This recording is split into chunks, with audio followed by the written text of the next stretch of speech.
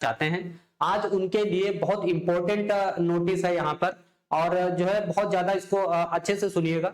ठीक, आज मैं आप लोगों को बताऊंगा कि किस स्टूडेंट्स को किस स्ट्रीम में और किस ब्लॉक में एडमिशन लेना चाहिए। ठीक है, तो सबसे पहले मैं ये बता दूं कि जो अप्रैल 2027 में एडमिशन लेना चाहते हैं उनकी लास्ट डेट 31 जुलाई है। ठीक है, इसके बाद लेट फीस चार्जेस के साथ में आपका एडमिशन होगा। तो जो भी स्टूडेंट्स लेना चाहते हैं एडमिशन वो जल्दी से जल्दी कांटेक्ट कर लें। हमने अपना कांटेक्ट नंबर भी आप लोगों को बताया है, और फिर मैं आप लोगों को लास्ट में अपना कांटेक्ट नंबर भी बताऊंगा। अगर कोई भी डाउट है या आप एडमिशन लेना चाहते हो तो आप हमें कांटेक्ट कर सकते हो। अक्टूबर मंथ में एडमिशन लेने के लिए जो है डेट बंद हो चुकी है, लेकिन ऑन डिमांड एग्जाम अगर आप अगस्त सितंबर में एग्जाम देना चाहते हो ऑन डिमांड, जो स्टूडेंट फेल हो चुके हैं या उनका कंपार्टमेंट है या उनका आरटी है किसी सब्जेक्ट में, तो वो लोग क्या कर सकते हैं, अगस्त में या सितंबर में या अक्टूबर में एग्जाम दे सकते हैं, वो एलिजिबल है। लेकिन जो स्टूडेंट इंप्रूवमेंट देना चाहते हैं या फ्रेशर स्टूडेंट की तरह यहाँ पर एडमिशन लेना चाहते हैं, उनकी लास्ट डेट 31 जुलाई है और ये अप्रैल 2027 में एग्जाम देंगे। और मैं एक नोटिस बता दूं इंपॉर्टेंट, कि जो भी स्टूडेंट्स अभी तक अक्टूबर मंथ के लिए टीएमए सबमिट नहीं किए हैं तो प्लीज उसको जल्दी से जल्दी सबमिट कर दीजिए, वरना लेट फीस चार्जेस के साथ में आपका टीएमए सबमिट होगा, क्योंकि जल्दी से जल्दी इसके मार्क्स अपडेट होने वाले हैं। तो इसमें देरी ना करें और प्रैक्टिकल के लिए आप लोग तैयार रखें, क्योंकि जैसे ही प्रैक्टिकल की डेट आएगी अक्टूबर मंथ के लिए मैं आप लोगों को बता दूंगा, आप लोग इसकी टेंशन ना लें। ठीक है, अगर चैनल पे नए हैं तो चैनल को सब्सक्राइब जरूर कर लीजिएगा। चलिए मैं आप लोगों को बता दूं कि किस स्ट्रीम में आप लोगों को एडमिशन लेना चाहिए और किस स्ट्रीम में एडमिशन नहीं लेना है। तो देखो यहाँ पर किस स्ट्रीम में आप एलिजिबल हो और किस स्ट्रीम में आप एलिजिबल नहीं हो। तो यहाँ पर देखो बात यह है, स्ट्रीम 1 जो कि फ्रेशर एडमिशंस होते हैं, जैसे जो पहली बार क्लास 10th और 12th में अपना एडमिशन लेना चाहते हैं, मतलब उन्होंने कहीं से भी क्लास 10th या 12th नहीं किया है, जो नए तरीके से एडमिशन लेना चाहते हैं वो स्ट्रीम 1 में लेंगे, और इनका जो पेपर होता है वो अप्रैल में होता है। तो कह रहा first time learners for class 10th और 12th students from recognised board who wish to continue through NIOS eligible for April या अक्टूबर। तो ये पब्लिक एग्जाम देते हैं जो फर्स्ट लर्नर्स होते हैं, जो फर्स्ट टाइम एडमिशन ले रहे होते हैं एनआईओएस बोर्ड में।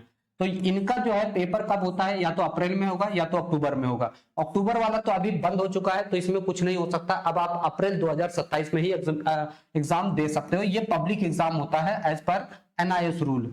अगर अब हम बात करते हैं स्ट्रीम 2 में कौन एडमिशन लेते हैं, कौन स्टूडेंट एडमिशन लेते हैं, जो फेल्ड हो जाए या जिनका कंपार्टमेंट हो, जो टीओसी लेना चाहते हैं। इसमें टीओसी नहीं होता है, ठीक, इसमें स्ट्रीम 2 में टीओसी होता है। जो भी स्टूडेंट का कंपार्टमेंट है या जो स्टूडेंट फेल हो चुके हैं या जिनका आरटी आ चुका है, तो वो क्या कर सकते हैं, 2 सब्जेक्ट के नंबर ट्रांसफर कर सकते हैं किसी भी बोर्ड से आपने अगर एग्जाम दिया है तो। और 3 सब्जेक्ट में आप अगर एग्जाम दे देते हो तो 5 सब्जेक्ट की आपको मार्कशीट मिल जाएगी एनआईओएस बोर्ड की।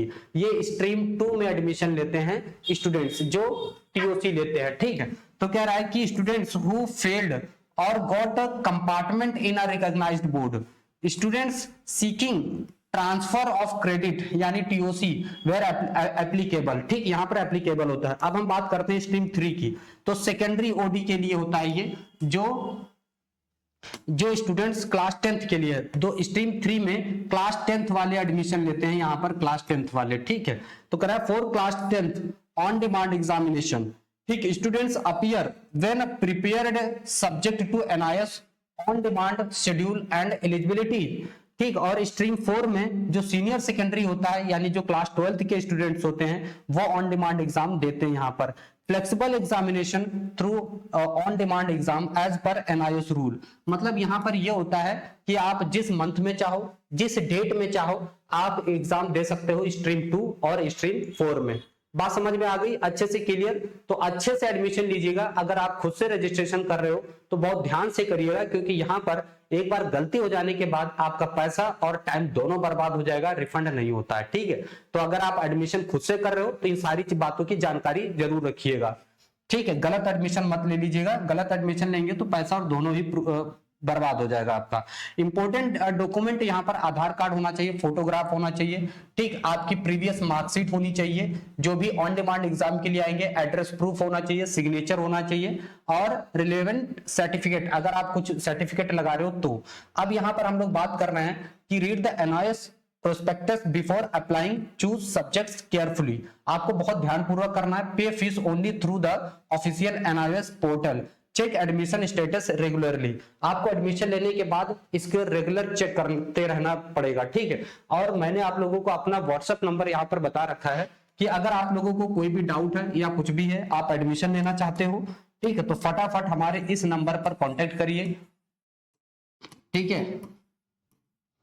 तो इस नंबर पर आप हमें कांटेक्ट कर सकते हो अगर आपका कोई भी डाउट है या आप हमसे एडमिशन लेना चाहते हो, तो हम लोग आपको पूरी हेल्प करते हैं, ठीक। आपको कहां से पढ़ना है, कितना पढ़ना है, कैसे टीएमए बनेगा, कैसे पीसीपी क्लासेस होंगी, सारी चीजें, सारी जानकारी हम लोग रखते हैं। आपको सिर्फ पढ़ना होता है, आपको अपनी सिर्फ पढ़ाई पर फोकस करना होता है, ठीक है। तो ये हमारा ऑथराइज सेंटर लखनऊ में है, ठीक, एनआईएस बोर्ड से। अगर कोई भी प्रॉब्लम होती है तो आप हमें कांटेक्ट कर सकते हो। अगर आप एडमिशन लेना चाहते हो तो आप हमसे कांटेक्ट कर सकते हो। चैनल पे नए हो तो चैनल को सब्सक्राइब कर लेना। ये हमारा व्हाट्सएप नंबर है, आप इस पे कांटेक्ट कर सकते हो, कॉल कर सकते हो, ठीक। अगर कोई भी जानकारी लेना चाहते हो तो आप जानकारी ले सकते हो एनआईएस बोर्ड से related. Thank you for watching my video. Thank